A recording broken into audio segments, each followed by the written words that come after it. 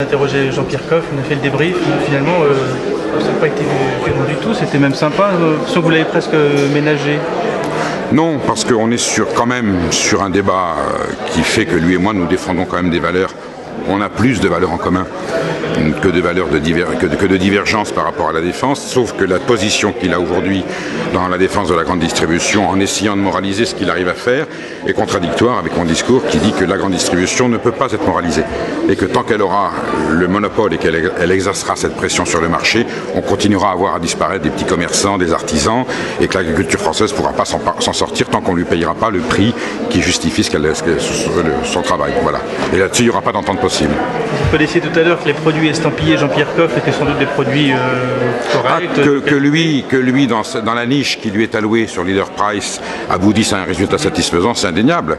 Je ne l'ai jamais nié, sauf que ce sont des niches tout à fait minoritaires et que pour moi c'est un attrape-nigo, c'est-à-dire c'est pour faire venir des gens à Leader Price sous prétexte qu'il y a des produits Coff qui sont de bonne qualité. Et qui à côté achètent de la merde, pour reprendre l'expression. Et à côté, évidemment, on achète de la très grande merde, puisque c'est du hard discount. Leader Price, c'est pas de la grande distribution normale, c'est du hard discount, c'est-à-dire c'est des prix encore plus bas, avec des fournisseurs qui sont encore plus étranglés. Si on veut manger pas cher, parce que c'est aussi le combat de Jean-Pierre Coff, où est-ce qu'il faut aller maintenant pour manger des bons produits pas chers? Où est-ce qu'il faut aller faire ses courses finalement?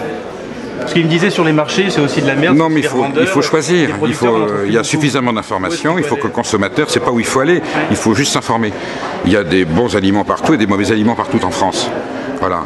Donc, un consommateur, il prend un aliment, il regarde ce qu'il y a dessus, s'il y a une étiquette, s'il y a une réglementation, il s'assure, il voit son budget, bien entendu, et quand il va dans la grande distribution chercher un produit alimentaire, il regarde sur le conditionnement avec quoi c'est fait. Donc on peut aller dans la grande distribution, mais il faut être un consommateur éclairé. Non, mais pourquoi quand on va en vacances, on va n'importe où, on prend le premier billet d'avion venu, quand on s'habille, on prend le premier vêtement venu, quand on achète une voiture, on achète la première voiture, quand on vote le premier candidat.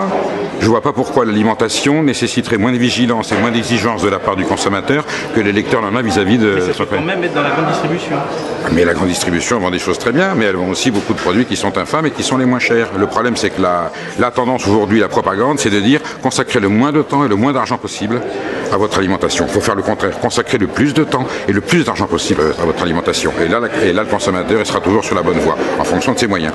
Mais ne pas toujours décider que je vais manger de la nourriture infâme pour pouvoir m'acheter un écran plat, un deuxième portable et rouler dans telle voiture et avoir tel type de vêtements. Parce que ça n'apporte rien. Alors que mal se nourrir, ça apporte des maladies très graves et ça peut mettre une économie régionale en péril si on ne s'adresse qu'à des producteurs industriels. Parfait.